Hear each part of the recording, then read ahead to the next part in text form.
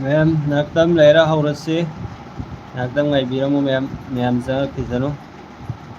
अदुगा इखोइगी थबक हौरसे मैम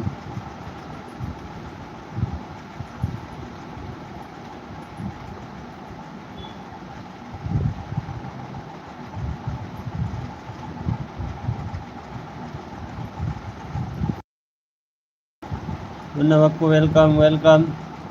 मैम संगनबिरो इंबिरबिसिना पुनम लाइक सु तौबियो मैम मी मरी दिएंगे अदु लाइक सो अमतंग नंबिरो मरी मगना कमेंट सु तौबिरो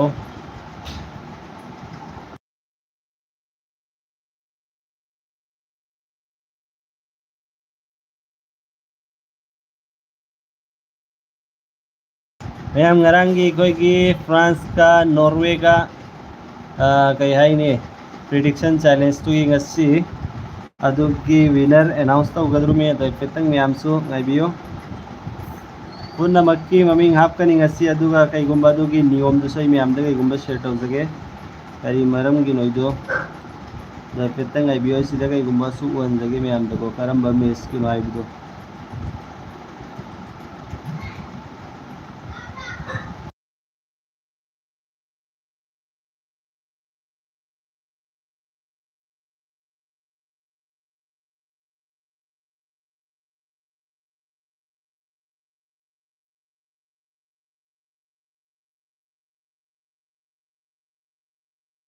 मैम शेंग बियो ngarang sigaina post तौखिबदु सिगी सिनेबा नॉर्वे का फ्रांस का अदुगी मी क्या नो तुम कमेंट तौरक माने लाइक ती हमने तौनरक्ति मैम कमेंट दी मैम याम अदु लाइक ती तौरक्ति अदु सिदागी एग्जैक्ट प्रिडिक्शन तौरकपदी याउद्रेको चुमना अदु वरगसु मैम गी बित्ता मुतकाइदनगाई अदु मैना खरा वर्सु मैम मियोय कयानो खंगतली अदु मियोय सिंगदुदाई प्राइस से एंथोकेबा खरा खरा तो वर्सु मैम कईगुंबे एग्जैक्ट लोकेशन एग्जैक्ट प्रिडिक्शन चुम्बा तारगदी डायरेक्ट अइना हाइबा प्राइस से फंगने अदु ngasiगidi मैम खितंग अइ मैम दा कईगुंबा हाइजगे बेतंग लाइबिरम लाइव सिदको नाकतम अदु कोई हौरसेबा मैम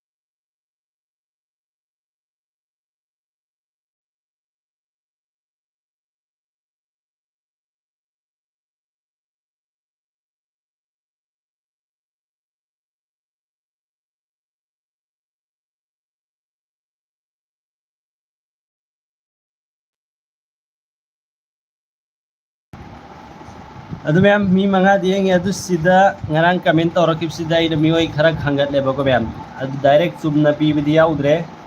खितंगदा खेदनबनी फ्रांस 3 नॉर्वे 1 अदु खेदनरगा सुपुन्ना मक्केइना दु ममिंग बुदि लौखले मरमदि पीने हाइख्रमिना मैम पीदबदु नुंगाइतेदुना अदुना खरा पिक्तकना मैम पुन्ना मक्ता थुंगनांगाई डायरेक्ट एग्जैक्ट चुम्बदी याउदमिनाने चुम्बा याउदबना मरम ओइरगा चुमदबा इसिनाउ सिंहाइदी चांगमदा पिरकपदो अदु पुन्ना मक्तुगे आइने मियोय खरागी ममिंग लौखलेबको मैम अदु ममिंग सिंगदो द प्राइस से अदुम पिक्तक ngasiगidi मरमदि अदुना एग्जैक्ट चुम्बा याउदमिना चुम्बा याउरगदि अदुम आई प्राइस से अदुम सबमानना पीगनि मैमदा सुका कक्तबिदा अदुबो ngasiगी सिदि आई मैमदा शेयर तौजगे एग्जैक्ट आईदी प्रिडिक्शन याउदबना मरम ओइरगा फेयर प्ले हाइदी मैम की खल्लगा क्लोज प्रिडिक्शन तौरप पुनः मक्तुदा विनर से अनाउंस तौजगे प्राइस खरा तौरसो Ahaan बसिना 50 तौरसे बको ma'am ngasiगidi वरौ बिरोय Ahaan बसिदा ममिंग आइदी spin the फौरप मीदो अदुना बो 50 price Peerni cash price अदुगा second ना बो 40 थर्ड ना बो 30 अदुगा 4 5 6 सिना 20 तौरस मैम ngasiगidi मरमदि डायरेक्ट ꯍꯥꯏꯗꯤ ꯄ꯭ꯔꯤꯗꯤꯛꯁꯟꯗꯨ ꯆꯨꯝꯕ ꯌꯥꯎꯗꯕꯤꯅ ꯃꯤꯑꯣꯏ ꯇꯔꯨꯛꯀꯤ ꯑꯣꯏꯅ ꯇꯧꯔꯁꯦꯕꯀꯣ ꯉꯁꯤꯒꯤꯗꯤ ꯃꯌꯥꯝ ꯋꯥꯔꯧꯕꯤꯔꯣꯏ ꯉꯁꯤꯗꯤ ꯑꯦꯗꯖꯁ ꯇꯧꯔꯁꯦꯕ ꯍꯌꯦꯡꯗꯒꯤꯗꯤ ꯗꯥꯏꯔꯦꯛ ꯑꯦꯛꯖꯦꯛ ꯍꯌꯦꯡꯁꯨ ꯄꯣꯔꯇꯨꯒꯥꯜꯒꯤ ꯃꯦꯠꯆ ꯂꯩꯗꯣꯏꯅ ꯃꯌꯥꯝ ꯑꯗꯨꯒꯤꯁꯨ ꯑꯩ ꯀꯣꯟꯅ ꯗꯤꯁꯀꯁꯟ ꯇꯧꯁꯤ ꯍꯧꯖꯤꯛꯀꯤꯗꯤ ꯉꯁꯤ ꯍꯌꯦꯡ ꯇꯧꯈꯤꯕ ꯉꯔꯥꯡ ꯇꯧꯈꯤꯕ ꯃꯦꯠꯆꯁꯤ ꯁꯤꯒꯤ ꯃꯌꯥꯝ ꯁꯤꯒꯤ ꯄ꯭ꯔꯥꯏꯁꯁꯤ ꯑꯩꯈꯣꯏ ꯌꯦꯟꯊꯣꯛꯅꯕ ꯇꯧꯁꯦꯕ ꯃꯌꯥꯝ ꯑꯗꯣ ꯍꯧꯖꯤꯛ ꯉꯥꯏꯍꯥꯛꯇꯪꯒꯤ ꯉꯥꯏꯒꯤꯁꯤ ꯂꯥꯏꯚꯁꯤ ꯃꯤꯅꯠ 10 ꯁꯨꯕꯒ ꯑꯍꯥꯟꯕ ꯑꯩꯈꯣꯏꯒꯤ ꯁ꯭ꯄꯤꯟꯁꯤ ꯇꯧꯔꯁꯦꯕ ꯃꯌꯥꯝ ꯀꯣ ꯑꯗꯨꯐꯥꯎꯇ ꯑꯩꯈꯣꯏ ꯌꯦꯡꯒꯤꯁꯤ ꯃꯌꯥꯝ ꯀꯅꯥ ꯀꯅꯥ ꯁꯤꯗ ꯄ꯭ꯔꯤꯗꯤꯛꯁꯟ ꯇꯧꯔꯛꯑꯦ ꯍꯥꯏꯕꯗꯨ ꯃꯌꯥꯝ ꯑꯗꯨꯐꯥꯎꯇꯗ ꯑꯩ ꯃꯤꯡꯁꯤ ꯏꯔꯒ ꯊꯝꯖꯔꯒꯦꯀꯣ ꯃꯌꯥꯝ ꯃꯤꯑꯣꯏ ꯀꯌꯥꯒꯤꯅꯣ ꯑꯩꯅ ꯃꯤꯡ ꯊꯥꯡꯒꯠꯂꯤ ꯃꯌꯥꯝ ꯑꯗꯨ ꯃꯤꯑꯣꯏꯁꯤꯡꯗꯨꯒꯤ ꯑꯩ ꯃꯃꯤꯡꯗꯣ ꯏꯔꯒꯗꯤ ꯊꯝꯖꯔꯒꯦꯀꯣ ꯍꯧꯖꯤꯛꯇ ꯑꯣꯏꯅ ꯏꯍꯧꯔꯒꯦꯕꯀꯣ ꯁꯤ ꯌꯥꯎꯔꯤꯁꯤꯡꯁꯦ ꯑꯩ ꯂꯣꯏꯅ ꯍꯧꯖꯤꯛ ꯀꯛꯊꯠꯈ꯭ꯔꯒꯦ ꯑꯗꯨꯒ ꯅꯧꯅ ꯏꯔꯒꯦꯕꯀꯣ ꯑꯗꯨꯐꯥꯎꯇ ꯃꯌꯥꯝꯅ ꯀꯃꯦꯟ ꯇꯧꯕꯤꯌꯨ ꯂꯥꯏꯛꯁꯨ ꯇꯧꯕꯤꯌꯨ ꯁꯕꯁꯀ꯭राꯏब ꯇꯧꯕꯤꯗ꯭ꯔꯤꯕ ꯑꯣꯏꯔꯒꯗꯤ ꯄ꯭ꯂꯤꯖ ꯁꯕꯁꯀ꯭राꯏꯕꯁꯨ ꯇꯧꯕꯤꯌꯨ ꯃꯌꯥꯝ ꯁꯤ ꯍꯥꯏꯅꯁꯨ ꯋꯥꯔꯧꯕꯤꯔꯣꯏ ꯃꯌꯥꯝ ꯑꯩꯅ ꯍꯥꯏꯗꯨ ꯃꯌꯥꯝ ꯒ꯭ꯌꯥꯟ ꯇꯥꯔꯝꯃꯅꯤꯀꯣ ꯉꯁꯤꯒꯤꯗꯤ ꯑꯦꯛꯖꯦꯛ ꯆꯨꯝꯕ ꯌꯥꯎꯗꯕꯤꯅ ꯃꯔꯝ ꯑꯣꯏꯔꯒ ꯃꯤꯑꯣꯏ ꯇꯔꯨꯛꯇꯣ ꯑꯩꯅ ꯈꯟꯒꯠꯂꯦꯕ ꯃꯤꯑꯣꯏ ꯇꯔꯨꯛꯁꯤ ꯄꯨꯝꯅꯃꯛꯇꯩ ꯄ꯭ꯔꯥꯏꯁ ꯌꯦꯟꯊꯣꯛꯀꯦꯕ ꯈꯔ ꯈꯔ ꯇꯣꯏꯔꯁꯨ ꯃꯌꯥꯝ ꯀꯣ ꯃꯌꯥꯝ ꯋꯥꯔꯧꯕꯤꯔꯣꯏ ꯑꯗꯨꯅ ꯚꯤꯗꯤꯑꯣꯁꯤ ꯂꯥꯏꯚꯁꯤꯕꯨ ꯂꯣꯏꯐꯥꯎꯇ ꯌꯦꯡꯕꯤꯌꯨ ꯑꯗꯨꯒ ꯃꯌꯥꯝꯗꯁꯨ ꯁꯦꯌꯔ ꯇꯧꯕꯤꯌꯨ ꯅꯈꯣꯏꯒꯤ ꯐ꯭ꯔꯦꯟꯁꯤꯡꯗꯁꯨ ꯃꯇꯨꯡꯁꯨ ꯁꯤꯗꯒꯤ ꯍꯦꯟꯅ ꯆꯥꯎꯅ ꯑꯩ ꯃꯌꯥꯝꯗ ꯇꯧꯅꯉꯥꯏ ꯉꯝꯅꯉꯥꯏ ꯍꯣꯠꯅꯖꯒꯦ ꯃꯌꯥꯝꯅꯁꯨ ꯁꯞꯄꯣꯔꯠ ꯇꯧꯕꯤꯌꯨ ꯌꯥꯔꯤꯃꯈꯩꯕꯨ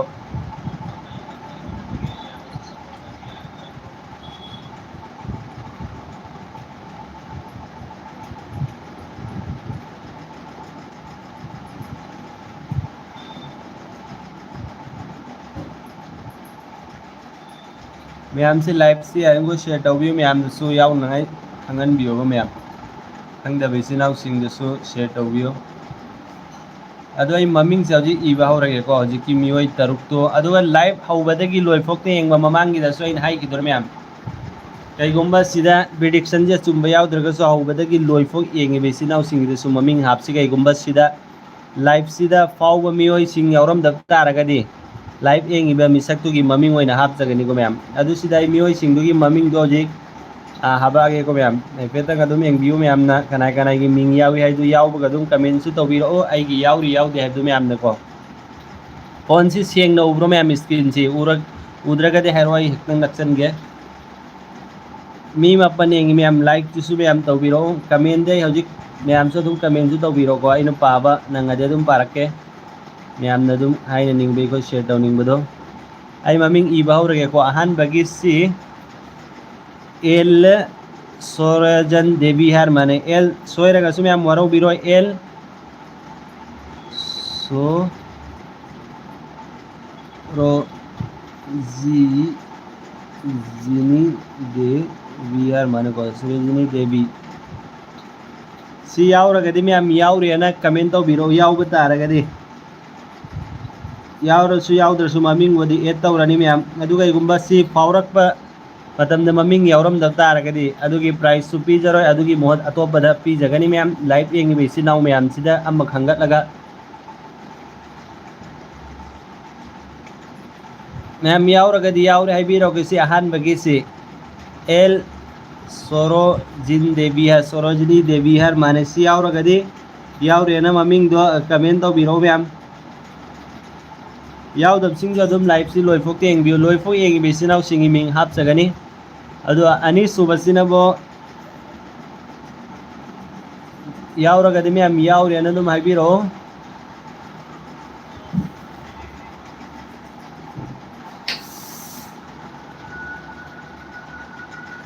आरएन क्रिएशन आइसी नाकी कमेंट तौरप यावरब सिदा मिंग यावरब मिंग यावरगदि यावे हैरो अदुसो दुम सिगी रोजित निंगथौजा हर मारे को सी यावरिब्रो मैम रोजित सोयरगसु मैम गरो बिरोय रोजित निंग निंगथौजा माने को रोजित निंगथौजा चुमे लाले गेमसु वरौ बिरो मैम मिंगदो दुम खंगदि यारे सिगे अनी सुबसि यावरिबो मैम रोजित निंगथौजा ओ माय रोजित निंगथौजा यावरिको मैम यावरदि यावरेना कमेंट तौबिरो मैम अने खाने हाइसे अहानबगी कमेंट तौरखिबु उदे यावी ब्रो थैंक यू भाई यावी बगी ओजित निथौजागी मिंग यावरे को ma'am अदुगा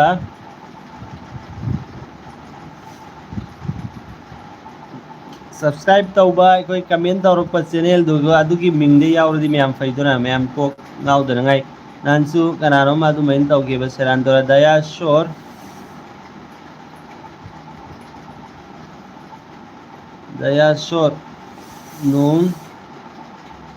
nung thombam nung lai ma sangi mingsi dayashor nung thombam yaura gadi ma'am comment तौबिरो यावरी ना यावरी ब्रो दयाशोर nung thombam mamangi da यावखिबनि ngasi gi यावरी ब्रा खंगद्रे अदुगा मियोय तारुक तरा दने ngasi gi enthokadau si ma'am तरा maknoine sure yelage maram de in hai khre ko exact prediction chumdabagi तरा सिदा कईगुम्बा अतोपा हौबदगी लोइफो लाइफ एंगबदो अदुगी सोय हापजगनी मखोयगिना तोंगान प्राइस कईगुम्बा लोइफो एंगगदी मैम मीसे हंथखरे कईगुम्बा थोकिबे इसिनाउ मैम ममांगी दसो हाइदखरे को रूल्स तो मैम तु नहिं खंगनरमगनी कईगुम्बा यावरम थोकिबसु प्राइस तु मांगने मखोयगी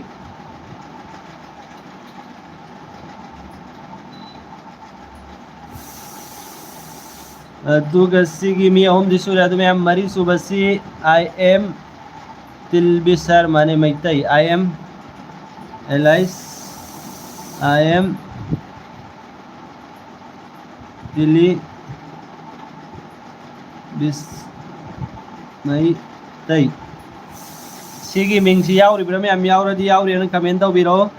सासाई ममिंगसी मेंशन तौरके मैम अदुगा सिगी मथंगदे एलाइस इनाउ बमार माने इनाउ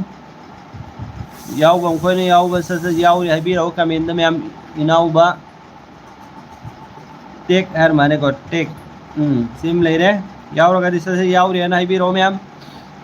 अदुगा बीएम आरिफ खान की स्विमिंग याउ जरे याउ बम खोने ससे कमेंट तो बिरो बरो बिरो मैम अदुगा नेक्स्ट आई ममिंग जैसा हार के एस एम एलाइस एस एम थोइबा यावरदी मैम ससे यावरी ना कमेंट तो बिरो थोइबा एद्रे एलाई ओ फोर मिंग याव दबसिंग जो कमेंट तो बिरो मैम और जे एस एम थोइबा यावरी ब्रो मैम यावरगदी यावरी साइबिरो अदु सिगी मतुंग सिनबो क्रिस्टियानियो ममांगी ददी याव किबिंग असि सु यावरी ब्रा कमेंटिंग हाइ तौरकिब सु यावरी पोर्टुगल की मैच की आई एंगबदी संगद्रे कमेंट सि ममिंग सि इखिगी हाना अदुगा मैम येंगे को अदु अरुस कमेंट सि तौबले पिगनो मैम कमेंट लाइक तौबले पिगनो बा आई ममिंग ई रिपोर्ट मैम ना याव खोई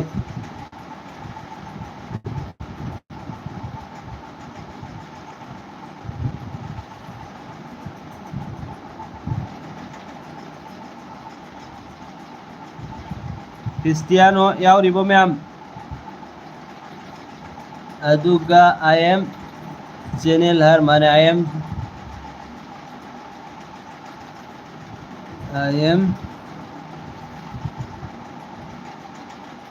XCH channel ay malimay channel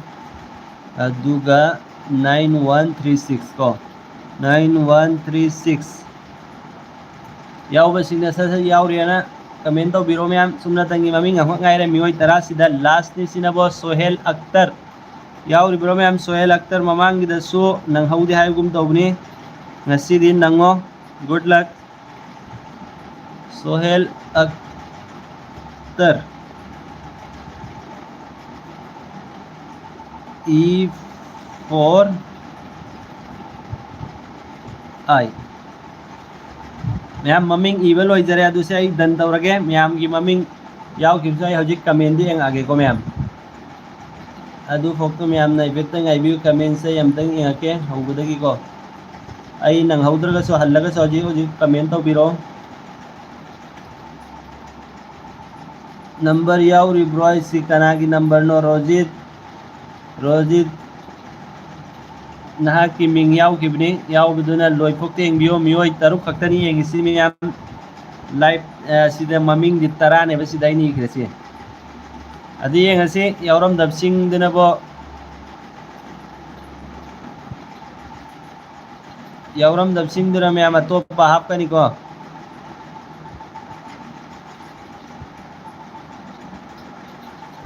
ma'am comment सादा तौबीरो कई कई हाइनिंगबा कोई हाइना निंगबा लेरगदि शेयर तौनिंगबा सजेशन तौनिंगबसो अदुम तौबीरो मैम कईगुंबा सोइबि यावरसो अदुम हाइदोरो सिदा मियोय तरानेबा मैम मियोय तरा सिदा ngसाइना आइना price N थोकपगिसो हाइजखरेको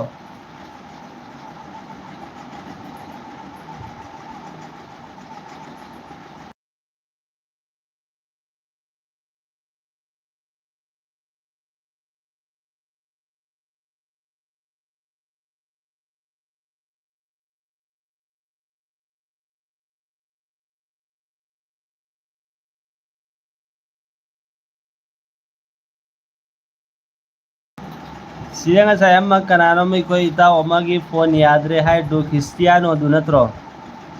phone याखिद्रे अतोप्पदगी संगमने हाइदु predict चुम्मेना लैबा extra time दा 1 थोमजिल्लक सोइबनी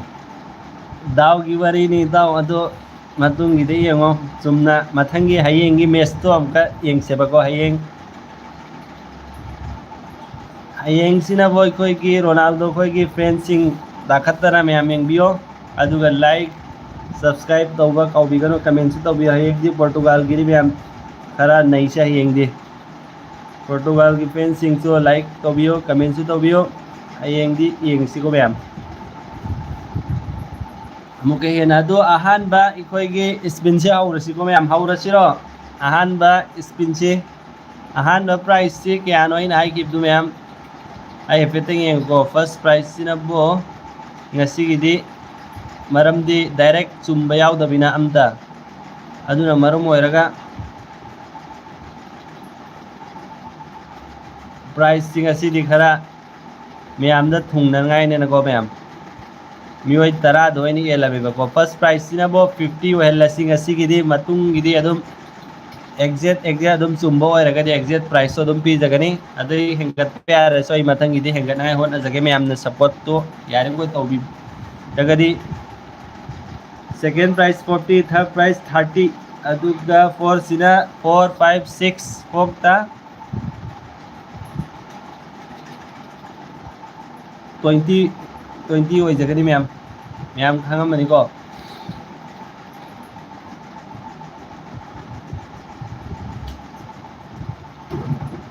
अहान बगी ताबदुना मैम 50 नि मैम नीनरो अहान बदो अदु मैम हौरसिरो अहान बे स्पिन जी मैम गे करी कमेंट तौनरो ससत नत्रंग आई किसे आइब्रा मियोय मरी खक्तोर बानी येंगिसि मैम मी खरा यामदि फबनी अदु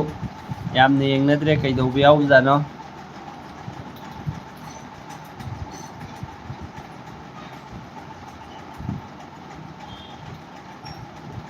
हौरसिरो मैम हौरसे आइडी ससत कमेंट तौनरो अदुगा अहान बगी स्पिन जी कोई हौनबै तौसी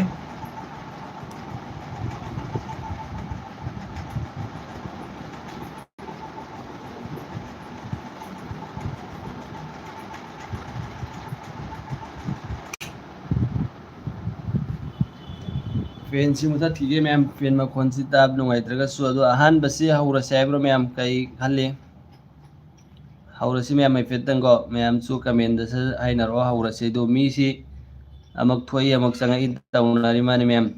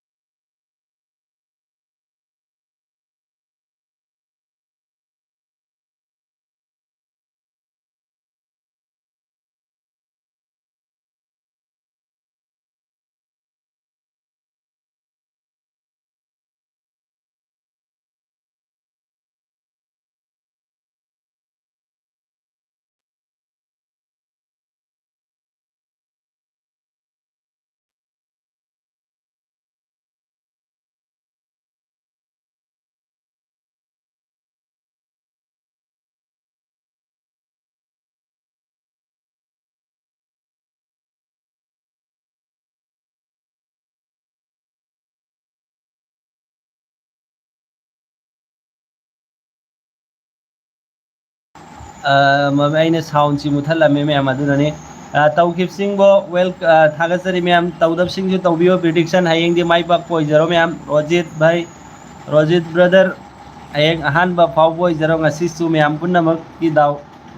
ꯌꯦꯡꯖꯔꯣ ꯇꯧꯗꯕꯁꯤꯡꯁꯨ ꯀꯃꯦꯟꯗꯨ ꯆꯠꯂꯒ ꯁꯠ ꯇꯧꯕꯤꯌꯣ ꯑꯗꯨꯒ ꯌꯥꯔꯤꯈꯣꯏ ꯃꯌꯥꯝꯁꯨ ꯁꯦꯌꯔ ꯇꯧꯕꯤꯌꯣꯕ ꯍꯌꯦꯡꯗꯤ ꯈꯔ ꯆꯥꯎꯅꯉꯥꯏ ꯍꯣꯠꯅꯖꯒꯦ ꯃꯌꯥꯝ ꯄ꯭ꯔꯥꯏꯁꯁꯤ ꯃꯌꯥꯝꯅ ꯁꯞꯄꯣꯔꯠꯇꯨ ꯍꯦꯟꯒꯠꯄꯤꯔꯒꯗꯤ ꯑꯩ ꯇꯧꯖꯔꯛꯀꯦ ꯈꯔ ꯆꯥꯎꯅꯉꯥꯏ ꯍꯣꯠꯅꯖꯔꯛꯀꯦ ꯑꯗꯣ ꯉꯁꯤꯒꯤꯁꯦ ꯍꯧꯔꯁꯤꯀꯣ ꯃꯌꯥꯝ ꯑꯍꯥꯟꯕ ꯁ꯭ꯄꯤꯟꯁꯦ ꯍꯧꯔꯁꯤ ꯁꯤꯗ ꯃꯃꯤꯡ ꯑꯣꯟꯒꯗꯕ ꯌꯥꯎꯗ꯭ꯔꯕꯣ ꯃꯌꯥꯝ ꯀꯣ ꯌꯥꯎꯗ꯭ꯔꯗꯤ ꯑꯩ ꯑꯗꯨꯝ ꯑꯣꯠꯂꯒꯦ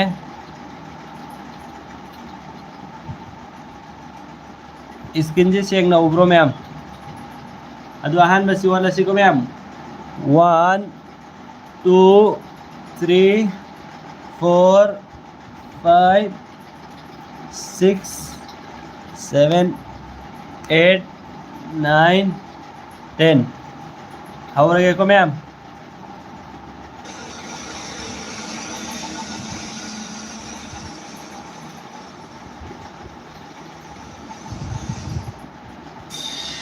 oh ahanbasi kyanano faurisi ma'am ubre ngo mamingsi ma'am note tawjanbiyo screenshot lawbiyo mamangi niyom do khangib natro ma'am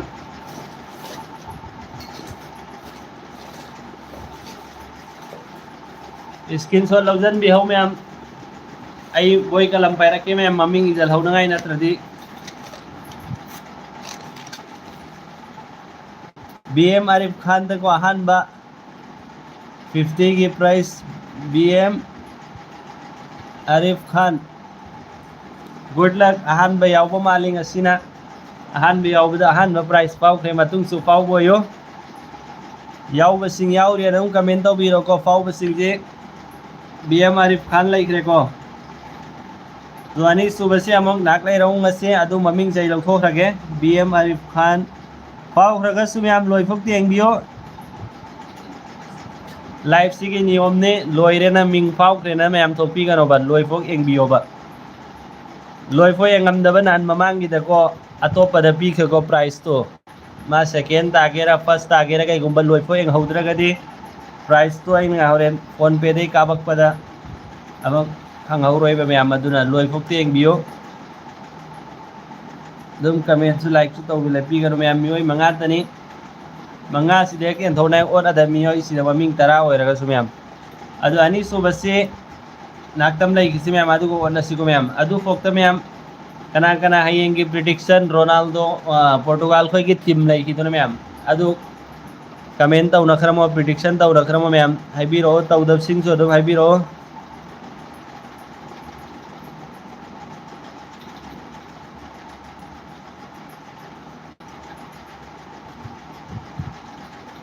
कईगुंबा सिनबा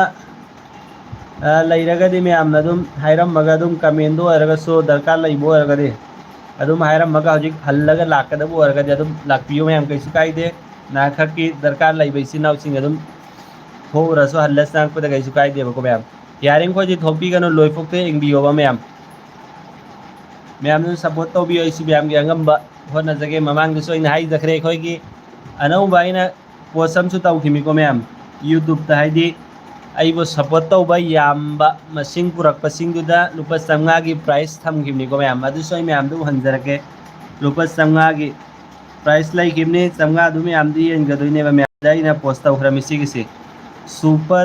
supporter challenge sai se aibo support tauba yamba masing yamna purakpaisi naw singdo subscribe yaman bahai gadra si wahi sahib du nungaite adu mayamna gyan taramani gyan ta dum haibiro comment da WhatsApp ta adugi si makoy ki tongan price ne basina week amdagi week amne ina matam pi krido Friday to Friday fok adu fok ki manungda aibu support tauba yamba misak to ahan no price 250 second price 150 third price 100 ne ma'am yamba miyoy singdigi maming doi khangat laga pi do sibam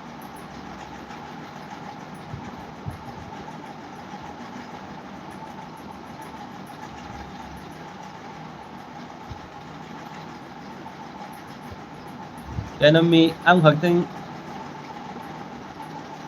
2 years bro ay si kaino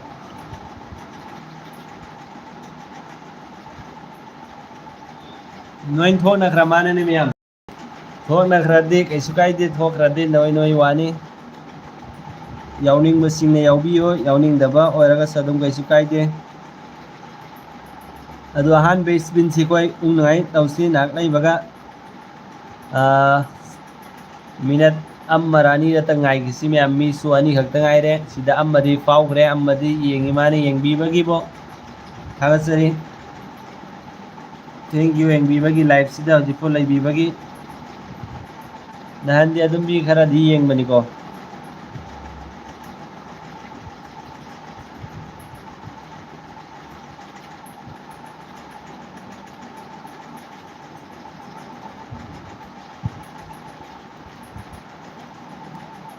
मी अनि हक्तो और माने live ते येंगनसी ma'am मी अनि तो और माने को ma'am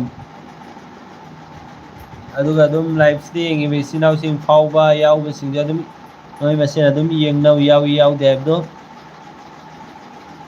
अदु येंगबीरी बेसिनाव सब्सक्राइब तौदबा यावरगदि मैम सब्सक्राइब तौबियो लाइव से येंगबीरी बेसिनाव सिंगना सब्सक्राइब तौदबता आगदि सब्सक्राइब तौबिबो काउबिगनो अनि सुबसी मैम उंगना बताउसी सेकंड प्राइस किसी मैम सेकंड प्राइस किसी मैम उंगना बताउ सेफेतंग नाक्तम गाय किसी मिनट अम फारोय मैम अदु फोक्तंग गाय किसी को मैम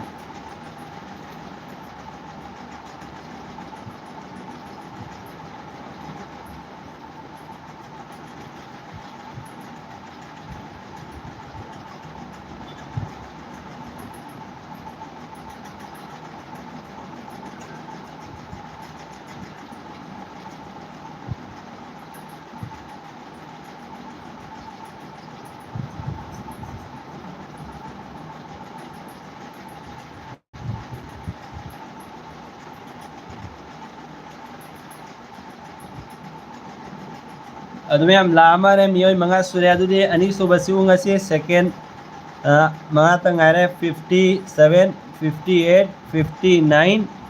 30 उंगे मैम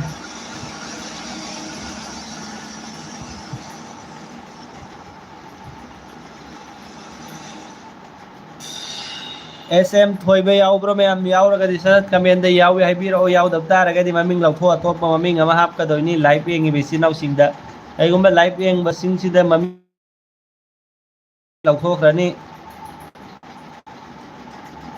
SM थोइबे यावरिब्रो SM थोइबा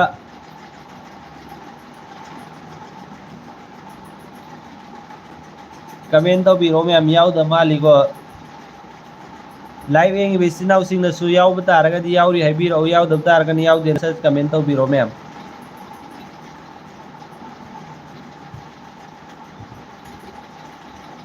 यावद्रबो मैम SM थोइबा है यावद्र माने सेकंड प्राइस नी मागता 40 रुपीस की अदु माग यावद्र माने मैम यावद्रबो लौथोखरगे रोजित ब्रोय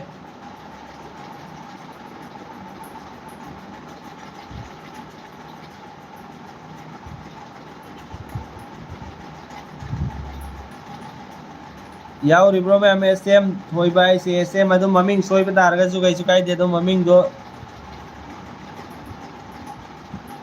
स्पेलिंग मिस्टेक होरगसु अदु SM थोइबा ना अदु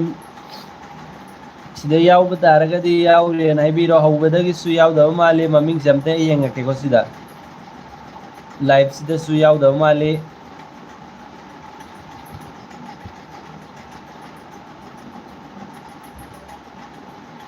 यावद्र माने SM थोइबा है मैम यावद्रे को SM यावरगदि यावरेन कमेंट तौबिरो यावद्र माले यावद्रे मैम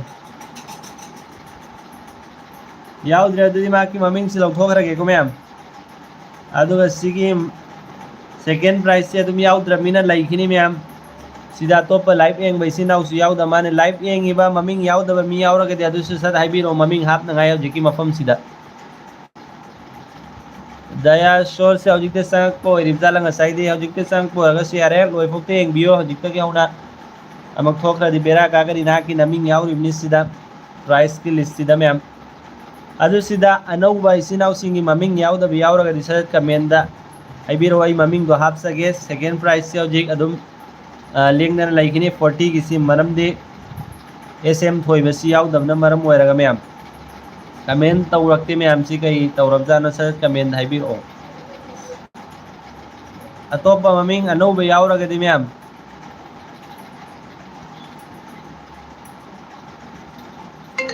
पूर्णिमा एक्शन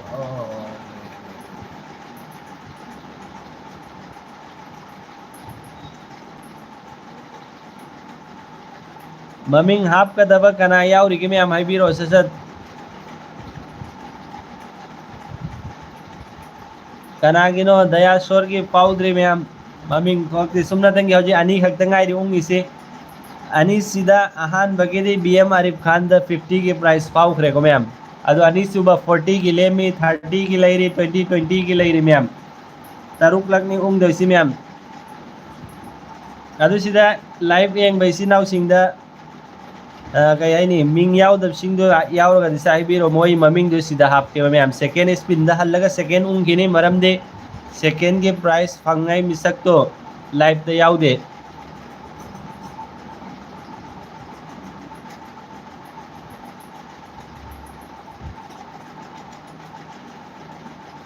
लाइव दा याउनिंग बैसी नाउ याउरगा दिसा ममिंग दो कमेंट तौबिरो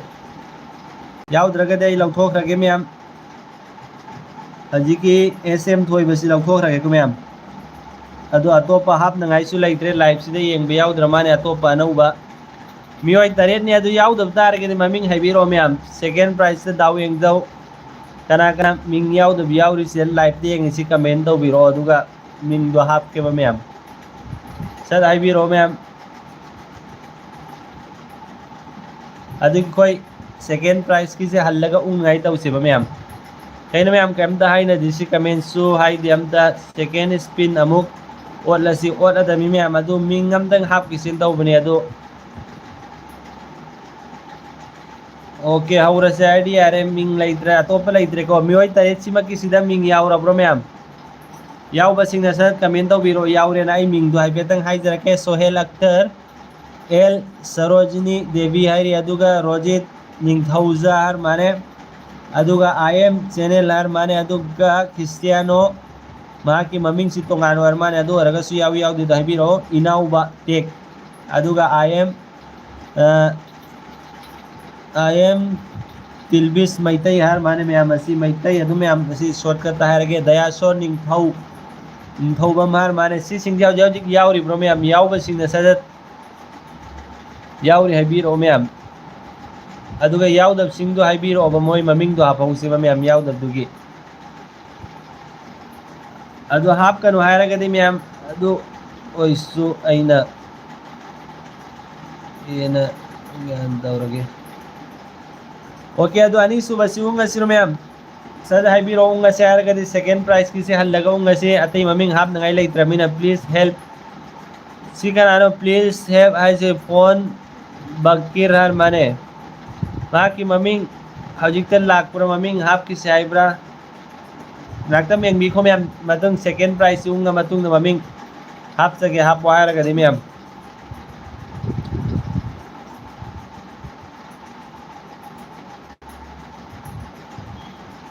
फरे और खायर से सेकेंड करान तंग आरे मैम सेकेंड खरा तंग आई किसी अदुगा वाला सी मैम लाइव ती मी तरेत एंगी मैम अदु तरेत सिदा ममिंग याउदब हाइबिरो आइब दो हायरक्त्रे मैम नोई वाने हायरक्त्रगदि अदु आई गानी सुबसी सेकेंड प्राइस से हल्लगा उंग बताओ सी सेकेंड खरा तंग आई किसी सेकेंड क्या तंग आरे मैम लाइक हार्ट दिल दो मैम हार्ट तो लव की हार्ट तो मैम शेयर तौबिरो मैम लाइव सिदा अदु नमफम याउदर मैम सुमना कॉपी दुगा सुमना हार्ट की दो मैम दिल दो मैम थाबिरो आई यावहौद्री है अदु ngसाइदे हंगबददि मैम हायरक्तेबको अदु यावहौद्रेना हजिकता हायरइसे अदु ngसाइदे इना हायरिबनेबा मिंगदो हाफहौगेना अदु हजिकता हायरइ अदु लोइफोक्ते एंगबियोको अदु मिंगसे हापगेना हाकिसो मैम हार्ट तो हाबिरो मैम ना हार्ट तो लेप दबी मैम यारिम कोई हार्ट तो सुमने स्क्रीन दा डबल टैप तौरगा मैम बकीर हर माने को बकीर PH बकीर 129 हाफ अपनी मैम अदु से जो उंग बताओ सी सेकेंड प्राइस की से हार्ट तो मैम लेप दबी धाबी रोया रगदी सेकेंड प्राइस की से उंग नबाहो रसी को ma'am I am back. Okay. Ma'am लेंगना लेबी यारिंग को चटपी गनो लास्ट टाइम प्राइस फंगौरोय हल्लगा उंगना मथौ तागनी अदो जे उंगा के को मैम वा 1 2 3 4 5 हार्ड मैम सुमना कोई की थमोय दो रेड थमोय दो सुमे तौरगा थाबियु मैम I am channel हाइरी ma'am I am channel line 136 यावरिब्रा मैम यावरगा दिसत कमेंट तौबियो सेकेंड प्राइस की नहीं सीसी याव दबदारगा हाइबिरो मैम यावरी याव दे दुसत हाइबिरो ma'am I am channel 9136 9136 ma'am नसु नुम येंगनौ यावरिबा मियोय निपान सिना कमेंट तौबिरो याव याव दे दो अदुगा ससा अतोपा मथंगा मकसद थसेबा मैम यावरिब्रो मैम यावरगा दिसत यावरी हाइबिरो याव दबदारगा सु याव दे हाइबिरो बा मैम कइनो कमेंट हाइना द्रिस मैम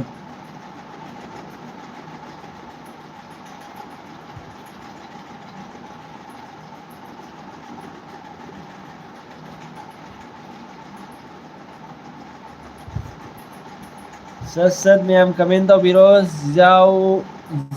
याउद्रे यारबो याउदबा मालगदी मैम लौथोखरसि यारबो अतोपा ममिंग हापकदब लैरदि सर हाइबिरो ममिंग लौथोखरगेको हजिकिदो आई एम चैनल आइसी मैम यारेको मैम लौथोए मागी ममिंग डिलीट तौखरे याउद्रबो मिंग लौथोखरो अमुक ओटलसि ओके एल सरोजनी देवी से हजिकता लाखो माले नसाइदी याव रिबजालो यावरगदी फरे याव दबोरगसु वरो बिरोय हजिकता लाखपने हायरगसु मैम अदुम येंगबियो कैसु कायदे लोइफोकते येंगबियो को मैम एल सरोजनी देवी की मिंग याव रिबने ममांगी लाइफ दसु याव की गुमदी तौबने अदु फाहु दबा माले कसी फाहु ओइजरो सेकंड प्राइस से हजिक अदुम लेंगदना लैरी मैम फर्स्ट प्राइस फाहरगसु अदु मैम सेकंड प्राइस से मउंग नबताउ से 40 ताबगा मैम आइफेतंग आइगिसी कमेंट तौबिरो मैम सिदा मियोय तरेत सिदा मिंग यावदब यावरगसु मैम नाइबिरो thank you L Sarojini Devi ngसाइदगी यावमी बगीदमक्ता आइना सोइबो ओरगसु वरो बिरोय सेकेंड प्राइस से लैजरे मैम हार्ट तो मैम यारगदी थाबियो दोना मैम लेफ्टबी मियोय तरेत मगना हार्ट तो अदुम अदा क्लिक तौर स्क्रीन दा टैप तौरगा थाबियो मैम कमेंट से तौब खरा वाटनी मैम कैदौ यावजानो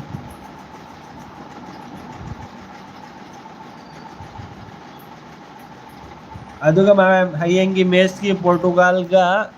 करम टीम नो कोलंबो हाइब्रो कोलंबिया हाइब्रो मैम अदुगी सोइना प्रिडिक्शन चैलेंज साइड अपलोड तौखरमने अदुगी सुमे आमना कमेंट तौद्रिबसिंग प्रिडिक्शन तौद्रिब इसिनाउसिंगना लाइव सु लोयरगा तौबिरो हयेंग दी खरा रोनाल्डो खोनिन को मैम प्राइस सि खरा साउहनबा याब्रेंगे मैम खरा साउना तौसेबा मैम को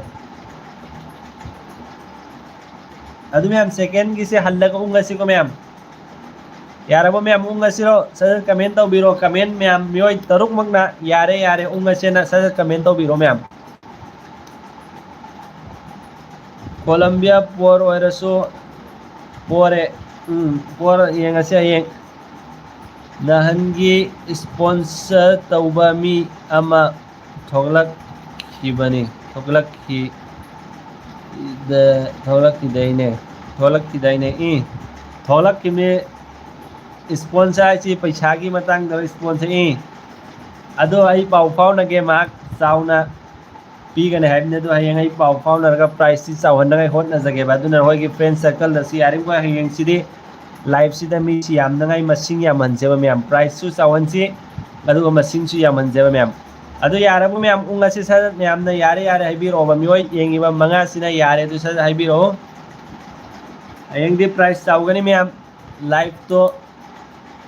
तो दुना ngannasु laknai honasi ko मैम ngannasु tausi यारे उंगासि को ani subasi मैम 1 2 3 4 5 6 7 8 9 10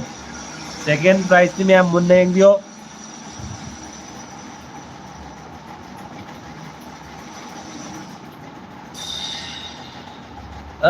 हजिक तो लाख पर मी नम फाउ ग्रे good luck all the best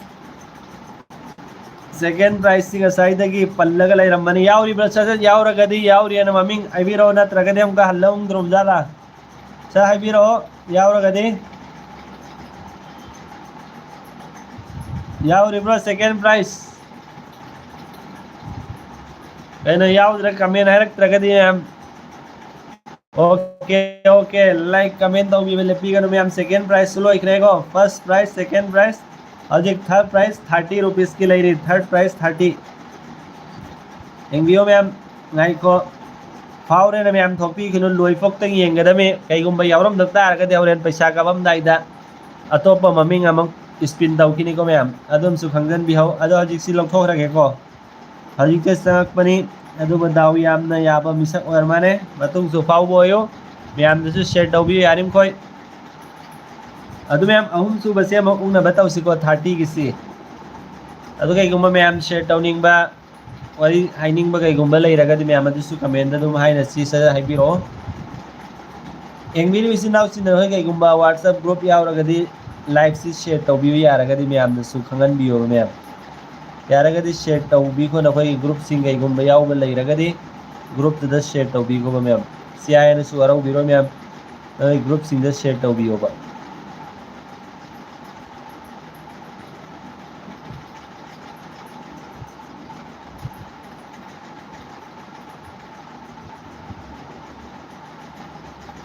नहन Chowna sponsor तौगने हाइबा मीदो आई होरेन पाउ फाउनगे अदुगा प्राइस एंग चाउना होनसेबा मैम को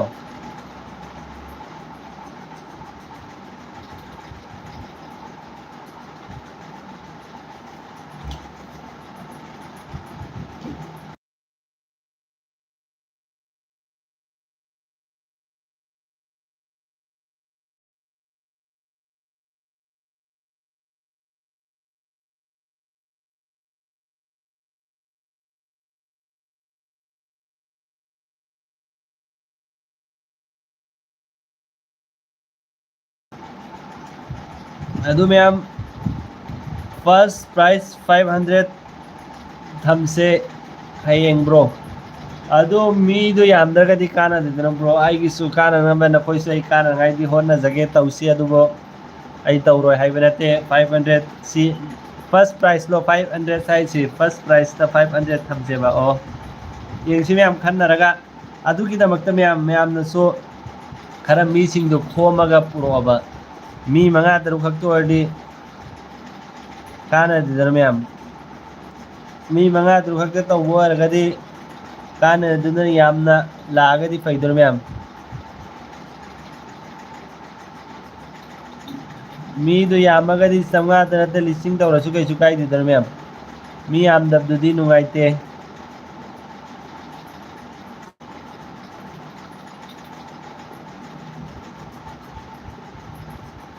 मैम जो हाई न रो हयेंग इसे प्राइस क्या हमसे आइबनो लाइव कईनो ऐसी लाइव एस 50 100 व्यूवर्स वही मी 50 100 मुख्य यावरगदि फैदन में 100 नतसु मी 30 याम द कुंथ्रा तो अरसु मैम 20 30 नखोइना 50 100 हाइदो अदु कैसु गाइदि याई अदु मक यौबंगम द सुमी कुंथ्रा ओरगदि याइदो मैम यांखैगी मया ओइरगदि 500 तो तौबि याय मैम सिदि मी 3 निपान तनि मैम येंगिसे अदुना नुगाइदिदन मैम खरा यामगदि फैदोना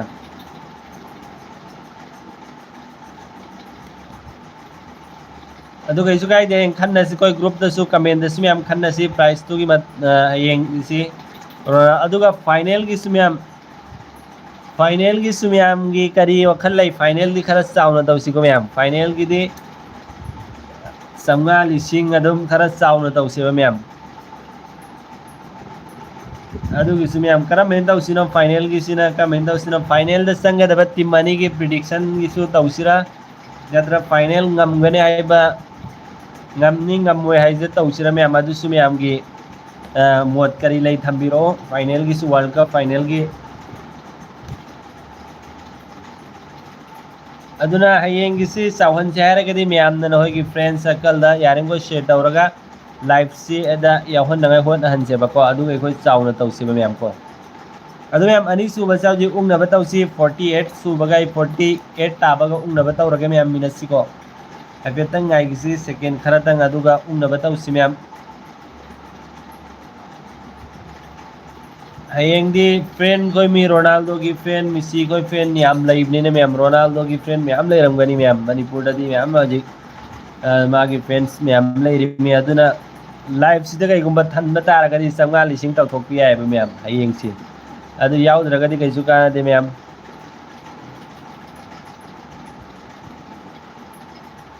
दी यामगदी तौसिबा मैम प्रेडिक्शन तौसी फाइनल की सिसु मैम तौसी फोंग फोंग ngariamba mar mane singas mahaki maming yauda mane ko adu yengsi live ta ji yengbiyo do ragaso final की मैम तौसी को हयेंगी सी यारिम को मैम नोई की फ्रेंड सर्कल द शेयर तौबियोबा अदुगा प्राइसेस चाउनै होनसेबा रोनाल्डो की फ्रेंड सिंग द शेयर तौबियो चैनल सिबो अदुगा मखोइसु प्रेडिक्शन तवनबियो अदुगा प्राइस से हयेंग चाउनगाय होनजगे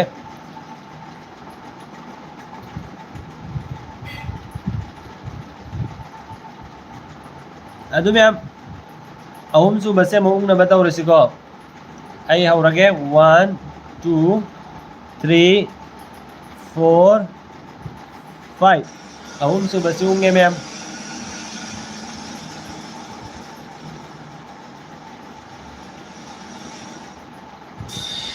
एल सरोजनी देवी फावर माने यावर इब्राहिम मैम यावर का दिशा यावर है ना कमेंट तो भी हो एल सरोजनी देवी हार्ट था बसुले पीगनो हार्ट दिल दो हमोय जो था बसुले पीगनो एल सरोजनी देवी यावरिबो यावरी माने यावरिबो यावरिबो यावरिबो यावर का दिशा यावर है ना भी हो 30 गिने एल सरोजनी देवी था प्राइस 30 लाइक तो भी बसुले पीगनो एल सरोजनी देवी यावरी को L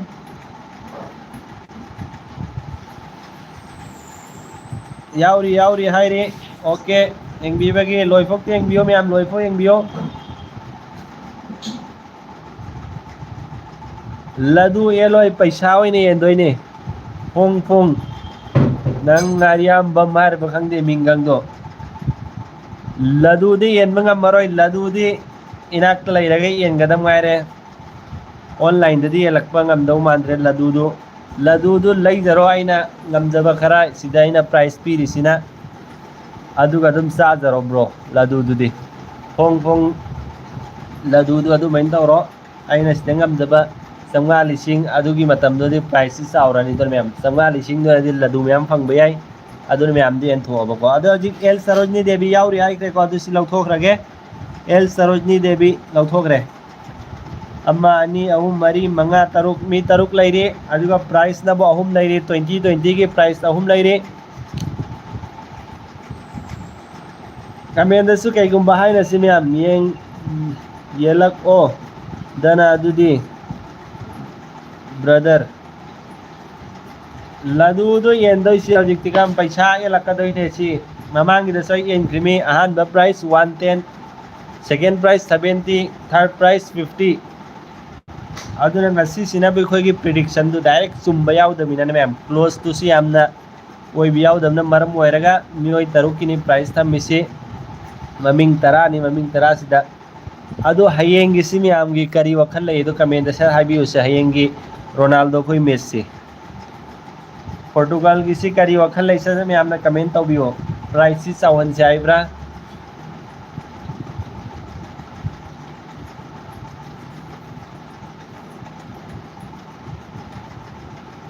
Kanano why is not yaw dene hai si the way is not kai na si me am gyan ta de adanai biro ado hayeng si koi khanna se ba discussion tauna se saubana pai price ti ado saubadu sahon be ai kaisu kai de ado gi damakta mi am nasu kai gumba niyom ma rule ma thambiyo ba live si da mi kaya engadabno aduga price saugada do haib do mi am nasu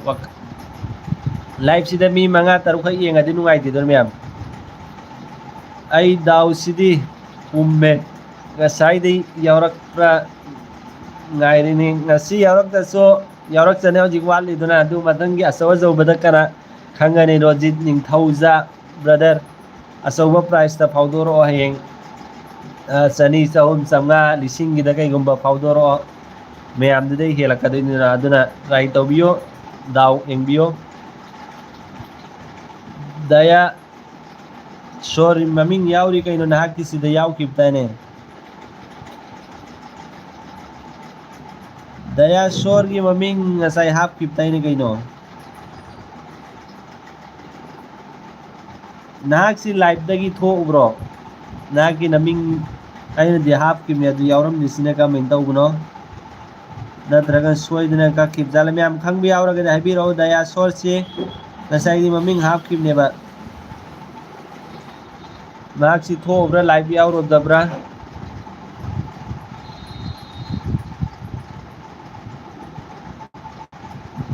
ꯑꯗꯨꯒ ꯅꯍꯥꯛꯀꯤ ꯅꯃꯤꯡ ꯑꯩꯅ ꯉꯁꯥꯏ ꯍꯥꯞꯈꯤꯕꯅꯤꯗ ꯑꯗꯨ ꯀꯩꯒꯤꯅꯣꯕ ꯃꯃꯤꯡ ꯍꯥꯞꯈꯤꯕꯅꯤ ꯑꯗꯨ ꯌꯥꯎꯗꯕꯁꯤꯡꯁꯨ ꯑꯗꯨ ꯍꯌꯦꯡꯒꯤꯁꯨ ꯑꯩ ꯈꯟꯅꯁꯦꯕ ꯀꯃꯥꯏꯅ ꯀꯔꯤ ꯈꯜꯂꯤ ꯃꯌꯥꯝꯒꯤ ꯃꯣꯠꯁꯤ ꯑꯗꯨ ꯁꯤꯗ ꯃꯔꯤ ꯁꯨꯕꯁꯦ ꯑꯃꯨꯛ ꯎꯪꯅꯕ ꯇꯧꯁꯤꯀꯣ ꯃꯌꯥꯝ ꯃꯔꯤ ꯁꯨꯕꯁꯤ ꯄ꯭ꯔꯥꯏꯁꯀꯤꯁꯤ ꯃꯔꯤ ꯁꯨꯕꯁꯦ ꯑꯃꯨꯛ ꯎꯪꯅꯕ ꯇꯧꯁꯤ ꯐꯥꯔꯁ ꯄ꯭ꯔꯥꯏꯁ ꯐꯥꯔꯁ ꯄ꯭ꯔꯥꯏꯁ ꯍꯧꯖꯤꯛꯐꯥꯎ ꯌꯥꯎꯕꯤꯌꯨ ꯃꯌꯥꯝ ꯐꯥꯔꯁ ꯄ꯭ꯔꯥꯏꯁꯁꯤ ꯂꯣꯏꯕꯒ ꯌꯦꯟꯊꯣꯛꯄ ꯍꯧꯔꯗꯕꯅꯤ ꯃꯌꯥꯝ ꯄ꯭ꯔꯥꯏꯁ ꯌꯦꯜꯂꯛꯑꯗꯕꯅꯤ ꯃꯌꯥꯝ ꯂꯣꯏꯕꯒ ꯑꯗꯨꯅ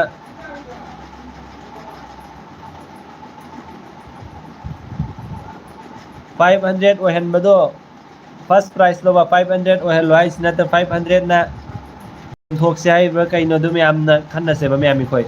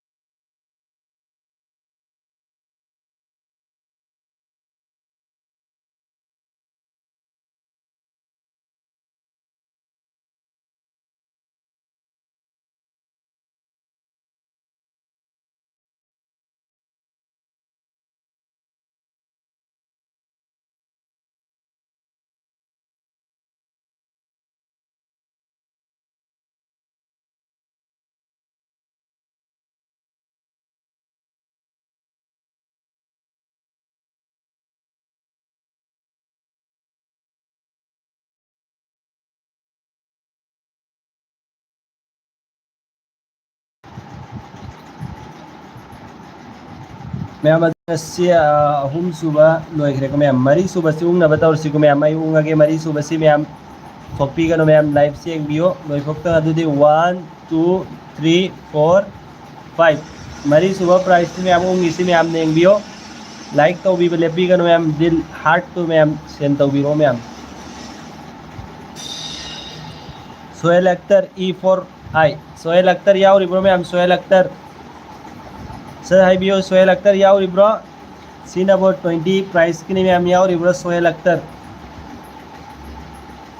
अख्तर यावरदि सर मैम सो हाइबिरो फ्रेंड्स दे येंगनरिबा मियोय तरेसिनसु येंगु लाइव दि यावी यावदे दु मैम सर हाइबिरो मैम यावी याव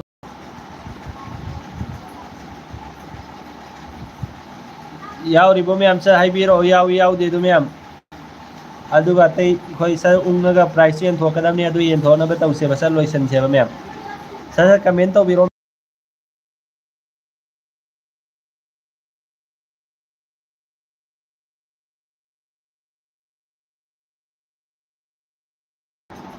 यावरिब्रो मैम यावरगदि सर हाइबिरो यावदब तारगदि अै सर लौथोअगे अखोय सर उंगनबा तौसे यावद्रबो मैम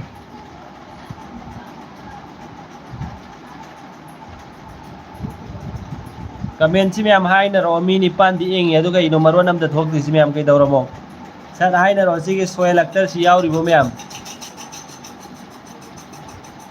याउदबगी प्राइस तो नवंद पिरकपदी यादे अदु ममिंग दु नंगी हापगे मागी महत्ता सोहेल अख्तर याउद्रबिना नाकी ममिंग हापगे दाव येंगजरो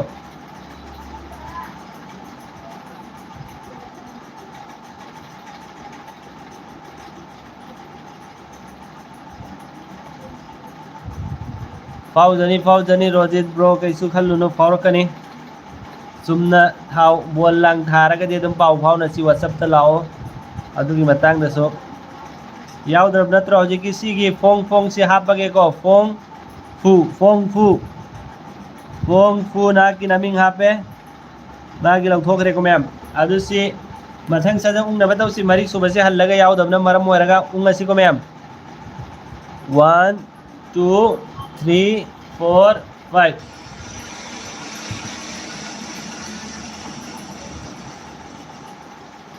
मैम लाइफ तकी थोपी गनो क्रिस्टियानो याउरिबो मैम क्रिस्टियानो सीमा की फोन सी याखिद्रे हाइरे अदु ममिंग तोंगाले हाइरिसि याउरगदि सर याउरेना कमेंट तौबिरो मैम याउरिब्रा याउदब्रा सै खंद्रे सर हाइबिरो क्रिस्टियानो याउरिबो मैम सर ये कमेंट तौबिरो याउरिब्रा याउदब्रा क्रिस्टियानो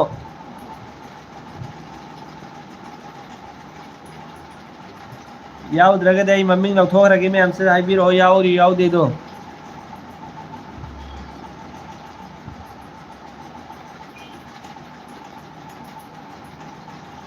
क्रिस्टियानो याउद्रबो मैम याउरि याउदेदो साहिबिरो आउट ओइख्रसि यारबो मैम आउट ओइखबि यारबो मैम से कमेंट तौबिरो आउट ओइहनद्र साहिब्र सजत लाइक सु तौबा लेपिगनो मैम हार्ट कुइमल्ले कुइबना त्रिनंग हजिकता नाक हजिकता साक पैनि प्रो कुइबा मालिदो लौथोरगे को मैम क्रिस्टियानो याउद्र माले क्रिस्टियानो लौथोरगे को यारे को मैम मैम की तौरिमिना ने मैम दा हंगदब यादेबा मियोय निपान येंगिसदा निपान ना पाखुम बिरा कांदा तौबदब नत्रो मैम आइगी नते बतौरिसि मैम गी ने बसिदि अदो सि लौथोखरसि यारबो मैम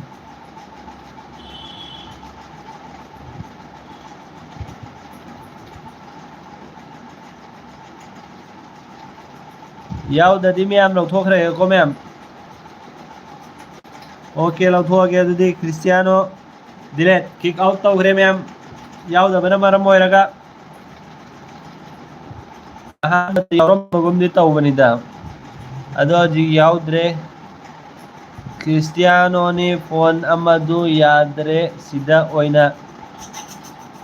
याउरे अदु जोकर ब्लॉक आइसिमा याउरम याहान बददि अदु हजि याव किदे कईगुम्बा हौरेन चरकप तारगदि मागी तोंगान येंगसि अदो जे फॉर प्राइस से हजि को अदुम लाइकिनि को मैम अदु फॉर से हजि उंगसि हल्लगा मैम 1 2 3 कइनो मैम सिदा मा रिप्ले टू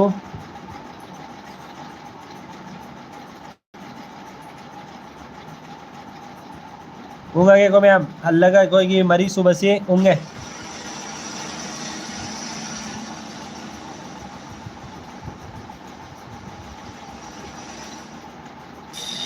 फुंग कालगा चतखरे नाकी दावदो इनाउबा टेक याउरिब्रो सर हाइबिरो मियोय मरी खक्तंगारी येंगिसे थोंगना के बियाउर माने में अमोरेन बेरा कानी को प्राइस एन बदा इनाउबा टेक याउरिब्रो सर हाइबिरो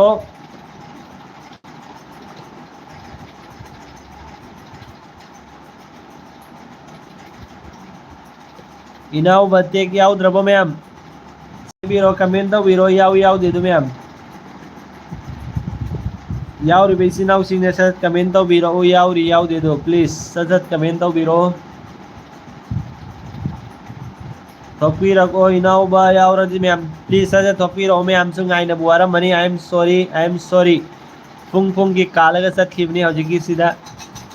अदुसे इनाउबा सि याउद्रबो प्लीज सजत हाइबिरो रिप्ले तौबिरो याउद्रगदि किक आउट तौखिबि यारबो मैम आई तौनाई तौरगे यारबो मैम से हाइबिरो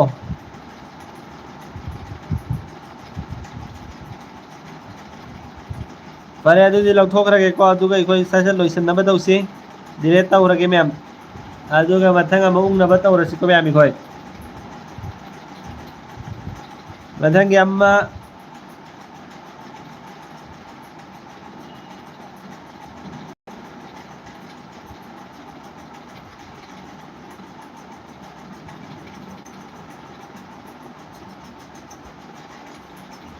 मियोय मरी तंगाइरे मैम सर इकोय लोइसनबा तौसी अदुदि अमुक्सी उंगा के को 1 2 3 4 5 उंगे मैम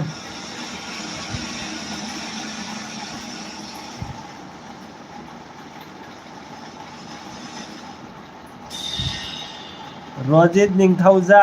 दगी कालगा सत्किबनी अदुसी दयाशोर यावरिबो मैम सर हाइबिरो दयाशोर यावदरगदि सर यावदबसिंग प्राइस फंगारो को मैम हल्लगा सुंगारोय प्राइस तो फंगारो यावदबसिंग मैम दयाशोर यावरिबो सर कमेंट तौबिरो फॉर प्राइस दयाशोर ना 20 रुपीस प्राइस को दयाशोर दया ममांगी द फाव की ब्रो दयाशोर से ममांगी प्राइस फाव की ब्रो दयाशोर यावरे को मैम अदु लौथोरगे लोइफोक देंग बियो मैम योय अहुम खक्तनी येंगिसी को हौरेन प्राइस एलमदाइदी यावरम दबता आरगदि मैम फंगारोयबा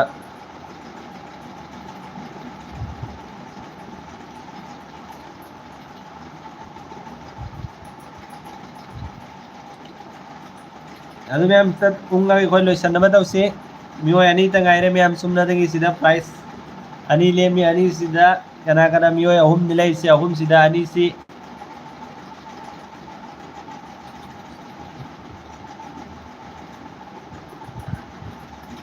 लोइफोक तेंग बियो मैम लोइफो लइबा कांगू ने खोई बुदी लोइफोक तो लइबियो लोइफो लइबियो अदुदि लोइफो लइबेसिनाव सिंगबे वक्त थैंक यू मियोय अहुम वक्त गाइसले कमेंट तौरिबजानो अयेंगिदि प्राइस तावगनी मैम अदुना यारिम कोनो के फ्रेंड सर्कल शेयर तौबियो खंगन बियो मखोय दस अदु अनि सि मैम उंगा लोइसनबा तौसी हदि अम्मा उंगा से 1 2 3 4 5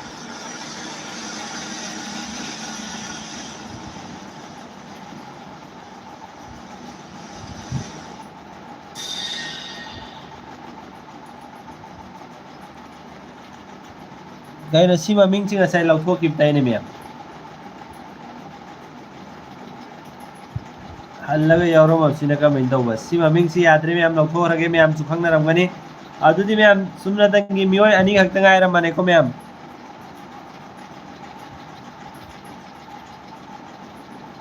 कइना फुंग फुंग साबागी ममिंग हाफ किपताइने ममिंग सि मांगम बिसिना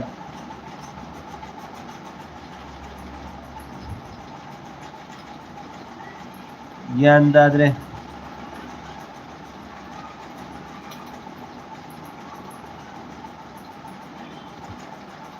सिदा लाइव येंगी सिदा ममिंग यावदबि यावरिब्रो ma'am होजिफो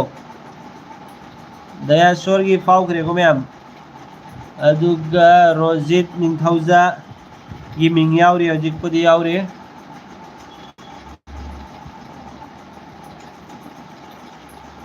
okay okay okay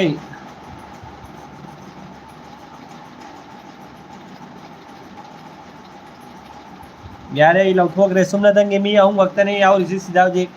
live TV में गाई को मैम मसाइदगी लाक्ट्रगा होजिक सुजांग पे यावरि माने प्राइस लौरम दाइदा तो मेन तौबिगनो मैम येंगगदि लोइफोक तेंग बियो सपोर्ट तौमिनसि गुड बिजनेस टुमोरो अदुदि मैम हजिकिदि ओय सोइबने हजिक प्राइस अनि लेमदने लेरि मैम अनि से अहुम सिदा येंदोइनि मैम येंगसि को कना दाव याबनो तो मैम येंगसि ngасai फाव जद्रबने लौथोक लेरमे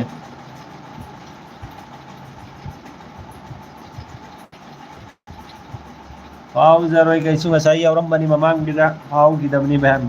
अदो ngage 1 2 3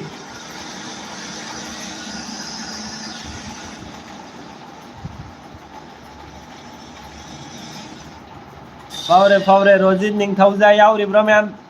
यामद्रगसु मसा तने दावनी सिसु येंगो यावरिब्रो रोजित निंगथौजा यावरि रोजित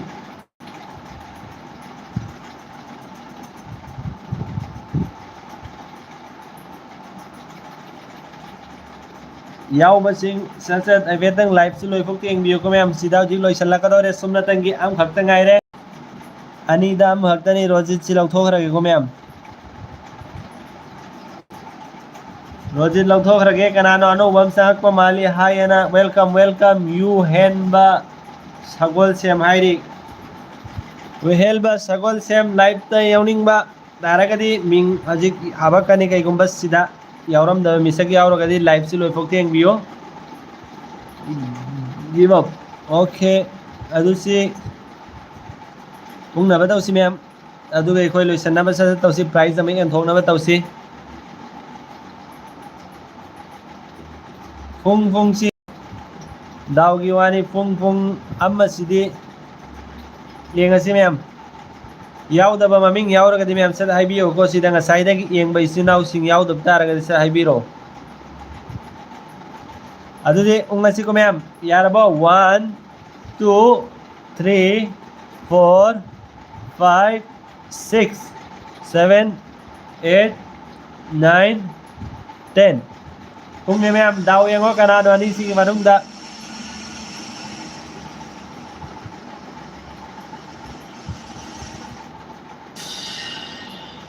पुंग पुंग कनानो पावरो हाई गिब्दो दाव याव माले रोजित ब्रदर ना पावरो हाई गिब्दो पावखरे पुंग पुंग दा मैम लास्ट प्राइस पुंग पुंग दा पुंग दा पावखरे मैम पुंग पुंग दा पावखरे पावरे अदुदि मैम अजी कोई लोइरे को मैम प्राइस एंथोकपगी तरन यौरे अदु सिगी ममांगदा मैम कयानी कोई हयेंगी मैच सिगी मैम प्रिडिक्शन तौदब यावरगदी स तौबियो संगगा चैनल दा मैम प्रिडिक्शन तौदब इसिनाव यावरगदी मैम दा स तौबियोबा हजिक लाइव से येंगबा लोइरगा तौरगा तुमब्रो मैच ममांगदा तौबियो मैम मैच लोइरगा तौबदुदि काना देबे मैम मैच ममांगदा तौबा इसिनाव सिंगदुगिनि प्राइस फंगदोइसे अदुना मैच हौद्रिङाइदा तौबियोबा इसिनाव मैम ना तौबा तारगदी अदो हजिक प्राइस एंथोकपगी मतम यावरे मैम गुड मॉर्निंग ब्रो हजिक से गुड मॉर्निंग होइद्रिने गुड नाइट मतम हजिक से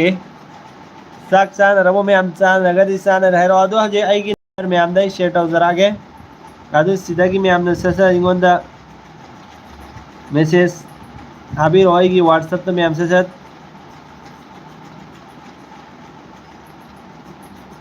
सिगी नंबर सिदा मैम ना इंगोंदा ससा व्हाट्सएप ता मैसेज थाबिरो नसा नसा की फोन पे गूगल पे की नंबर दो मैम हजी की प्राइस से लौनाई दमकता ma'am BM Arif Khan 50 rupees की दमकता है किसी की नंबर सीधा प्राइस तो कोना लौगे यार सु कैसु कायदे हजिक लौनिंग बाई सिनाव सिंग तबना व्हाट्सएप तवरे थान रगे लौगे हाय सु कैसु कायदे हजिक लौनिंग बाई सिनाव सिंग ना अइगोंदा मैसेज थाबिरो ससत मैम लाइव सीधा दो मई मैसेज थाबिरो आई ऑनलाइन लाइजे व्हाट्सएप तो सिगी नंबर सीधा 8548045938 सिगी नंबर सीधा मैम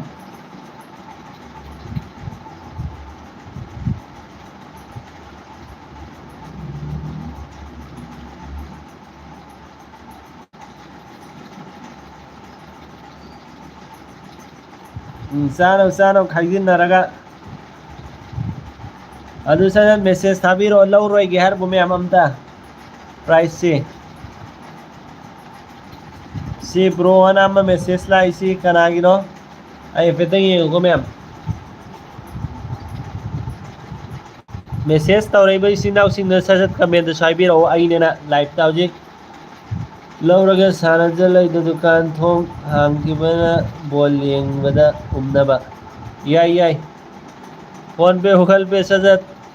अदुगा क्वादु उमजल्लगा बॉल येंगनरो मैम अदुगा प्रिडिक्शन तौरमुको बॉल येंगद्रि ममांगदा हायेंगिदमक्ता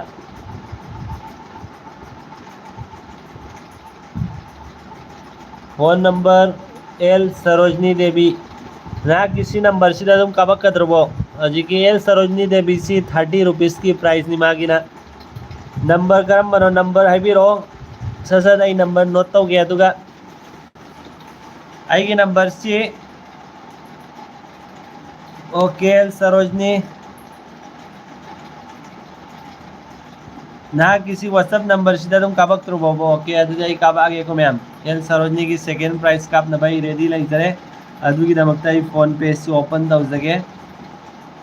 अदुगा आई नंबर सिम नमगे को मैम नंबर लांग नंबर दी वहलरोगे आइफेतंग सिदसनगे हाई तौगे को मैम नोट के बको 8974 2 8974 2 96071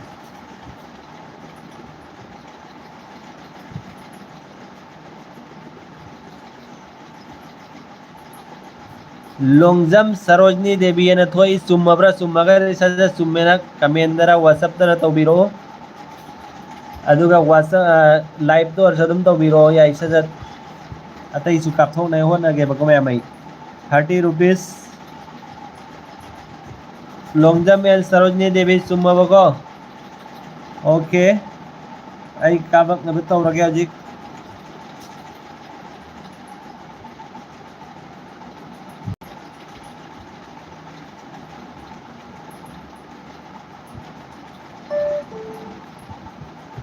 पैसा फंगे बेसिनाव सिंगि थोकपी गनो लाइव त लाइबियो लोइफोक तेंग बिरमो मैम अदुना आइगोन यामना मैम की मतेंग ओइजगनी अदुना प्लीज यारिम को लोइफोक तेंग बियो प्राइस फंगे बेसिनाव सिंगसु लोइफोक तेंग बियो बा एल सरोजनी पीक रेको मैम अजी बीएम आरिफ खान के हौरेन कोन लौ गया सु कैसु गाइदे मैसेज ता तुम हाइबिरो हजिक लौ गया पर हौरेन लौ गया पर तुम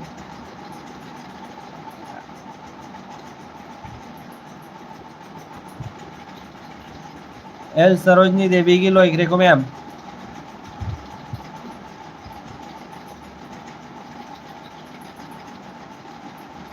सीधा हायरक पदो नुगाइते मीना अब यूट्यूब न बेरा कार्ड मग नुगाइते दुना व्हाट्सएप ता दम थारो कइनो व्हाट्सएप ता थारक बकई गाई के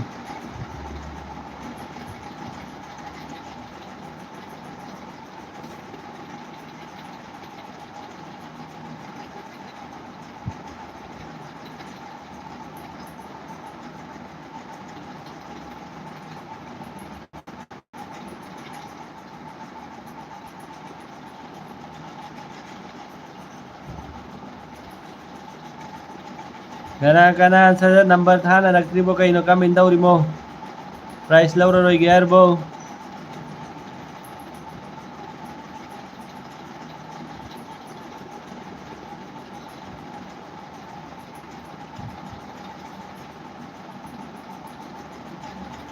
अब मदिला अखरमा ने कराइनो नंबर अमा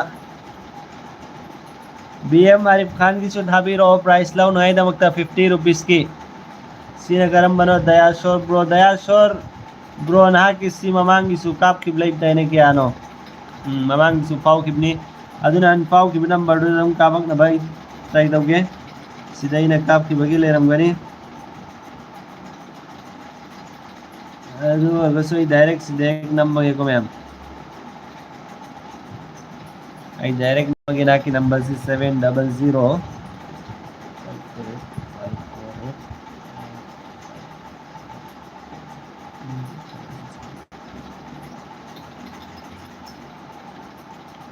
दयाश्वर इंथौबम दयाश्वर की सी 20 रुपीस की प्राइस नी क्वासा जरो अदुगा फुटबॉल लाइव एंगरो मैम अदुगा हायेंगी प्रेडिक्शन तो बिरमो लाइव सी लोइफोक तेंग बिखो मैम सत्पी की नको मैम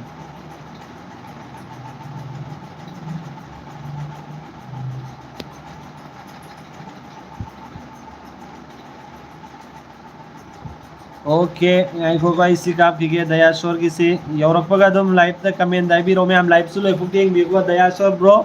लोइफोक तेंग बिखो काप करबनी मैम ना की 20 रुपीस दयाश्वर की 20 रुपीस कंप्लीट अजिक बात पसिंग सजत कना कना की वाले सिनबो कनानो पीएस बखिर सी सेकंड प्राइस फाव किपनी ने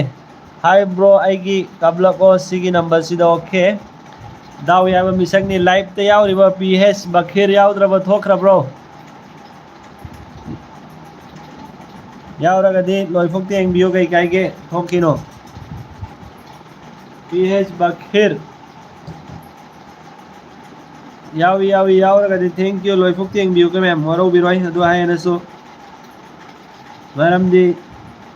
आकी नंबर दो आई नमजरगे को सीधा 8798 8798 8798 907280 ममिंग हि सुम्मगदे तुम सुम्मे हायरो को सीधा फुंद्राई मयूम बक्कीर अहमद सुम्मा माने मैम सुम्मनी को मैम ना कि फुंद्राई की फ्रेंड मैम दसु आई की चैनल से बो यारम को शेयर तौबियो मतुंग हयेंगिसु मैम यावन बियो बे यामना मी यामना आई दमकता ना किसिना 40 रुपीस और हमनी को मैम अदो 40 रुपीस का आपने बताओगे ना कि यौरकपगे यौरे है अदुगा लोइफोक तेंग बियो को ब्रो यौराबो मैम बखीर ब्रो यौराबो यौरागदि यौरे है बियो काप सकरमनी ना किसो अदु कना कना की वाले लॉजिक बखीर की सेकंड प्राइस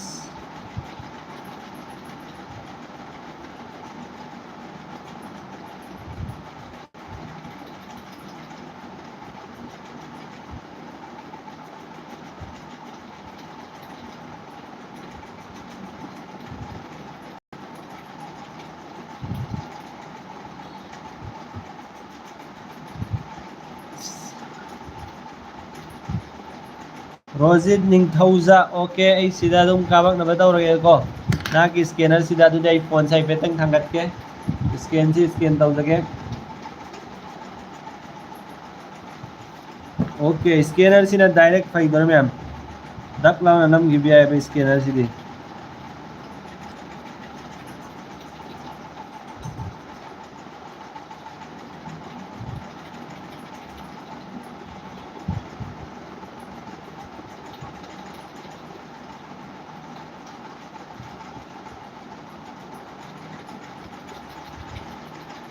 मैम लोइफोक तेंग बियो को थोपी गिनो प्लीज लाइव से लोइफोक तेंग बियो बा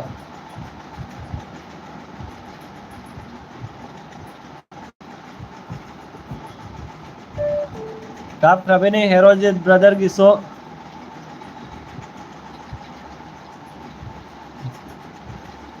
हेरोजित रोजित निंगथौजा और फुंग फुंग तंगायर माने को फुंग फुंगा बेम आरिफ का और माने गाय दिसे जी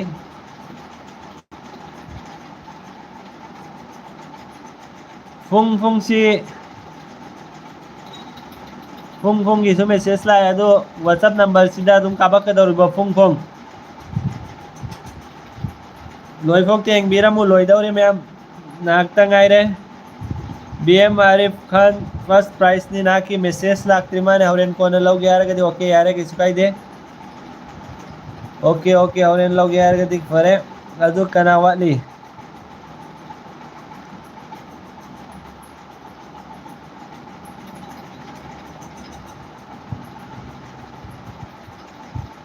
हौजी गम्मा फुंग फुंग सी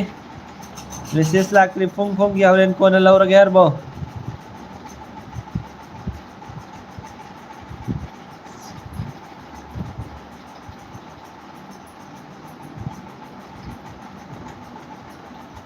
फुंग फुंग फुंग फुंग से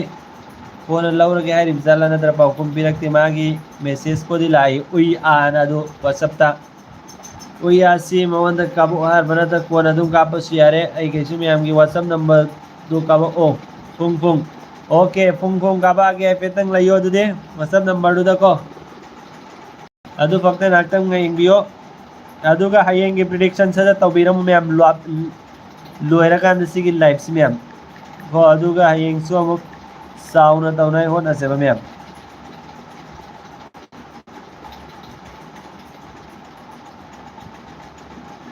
फुंग फुंग की ममिंग सी फुंग फुंग एन थोप्रो ननाउ सिंग एन थोइने सुम्मबो ननाउ सिंग एंगबेरी विस नाउ सिंग सब्सक्राइब तौबिदा भी आवरगदि प्लीज सब्सक्राइब तौबिरमो कई गाय की मैम फुंग फुंग सुम्मबो सिगे ना की नमिंग से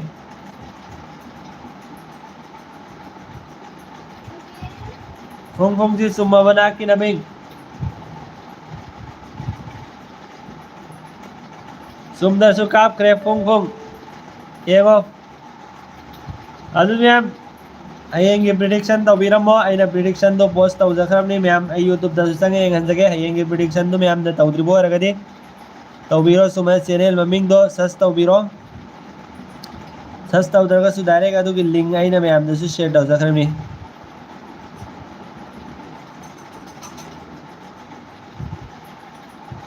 ꯅꯦꯠꯁꯤ ꯈꯔ ꯅꯨꯡꯉꯥꯏꯇꯕ ꯃꯥꯜꯂꯤ ꯃꯌꯥꯝ ꯑꯗꯣ ꯉꯁꯤꯒꯤꯗꯤ ꯂꯣꯏꯁꯤꯟꯗꯧꯔꯦ ꯃꯌꯥꯝ ꯂꯣꯏꯗ꯭ꯔꯤ ꯃꯃꯥꯡꯗ ꯌꯦꯡꯕꯤꯔꯤꯕ ꯏꯆꯤꯜ ꯏꯅꯥꯎ ꯄꯨꯝꯅꯃꯛꯇ ꯀꯩꯒꯨꯝꯕ ꯁꯦꯌꯔ ꯇꯧꯅꯅꯤꯡꯕ ꯍꯥꯏꯅꯅꯤꯡꯕ ꯂꯩꯔꯒꯁꯨ ꯑꯗꯨꯝ ꯍꯥꯏꯕꯤꯔꯛꯑꯣ ꯆꯥꯛ ꯏꯁꯤꯡ ꯃꯌꯥꯝ ꯆꯥꯅꯔꯕꯣ ꯆꯥꯛ ꯏꯁꯤꯡ ꯆꯥꯅꯔꯕꯣ ꯏꯆꯤꯜ ꯏꯅꯥꯎ ꯃꯌꯥꯝ ꯀꯃꯦꯟꯗ ꯍꯥꯏꯕꯤꯔꯛꯑꯣ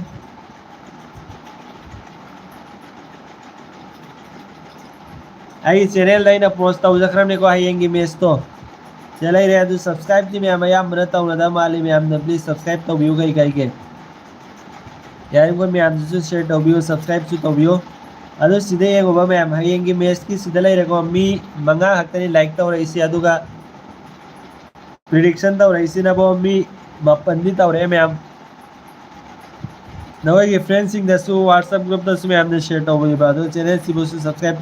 सोहेल अख्तर तौरमें सोहेल अख्तर की प्राइस ममिंग लाखिद्रे कईगिनो सोहेल अख्तर पोर्टुगल 3 कोलंबिया 0 है Mustakim Wangmayum Portugal 3 Colombia 1 good luck पुनमको Portugal 2 Colombia 1 Cristiano NKT Portugal 3 Colombia 1 Portugal 3 Colombia 2 Portugal 3 Colombia सिमना नखोइसु तौबिरमो मैम तौदबैसिनाउसिंग तौबिरमो कमेंट अदुगा हयेंगी अमुक येंगसेबको मैम हयेंगी खरा चावना होनसि फुंग फुंग हयेंगी करी वखन लाई नोई फ्रेंड मैम दु कोमो अदुगा लाइव से यावहल्लो अदुगा हयेंगी खरा चावना बै तौसेबा मैम हयेंगी प्राइस ती खरा चावना बा तौसि मैम ममांगी ददि 110 तौकिबनि 110 70 50 ngasi मैम दा एंथोक्सरबनि यामना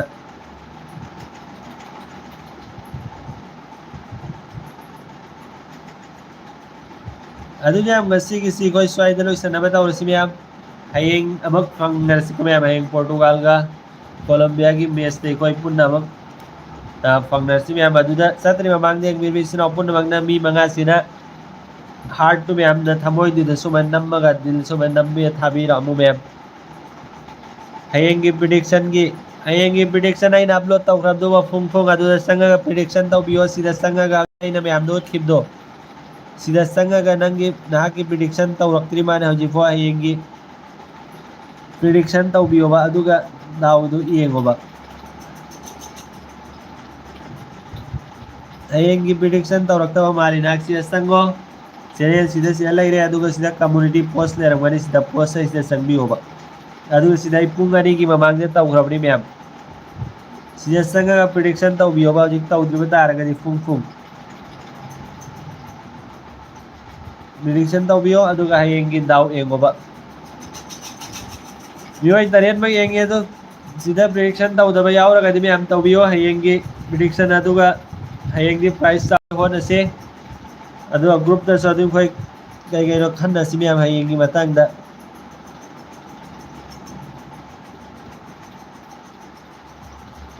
तौदबैसि नाउ सिंसा तौबियो कमेंट तौद्रिबा प्रिडिक्शन तौद्रिबा सिंगदो अदु यारिम कोई मैम दु शेयर तौबियो अदु यारिम कोई की चैनल दियावबा वीडियो सिंगदसु लोलो फुक्ते एंबियो मैम दाइगी चैनल से मोनेटाइज तौराई दमकते मैम दा सेगी रिक्वेस्ट मैम दा अदु असिगे चैनल से मैम दा यावबियो सिदि लोइखरेको गसिगी दुने अदु असिगे चैनल से मैम दसु ट्राई तौबियो यावबियो बा मैम अदु मैम गसिगे वीडियो से कोई स्वाइदा लोइसनमिनसि गसिगे लाइव से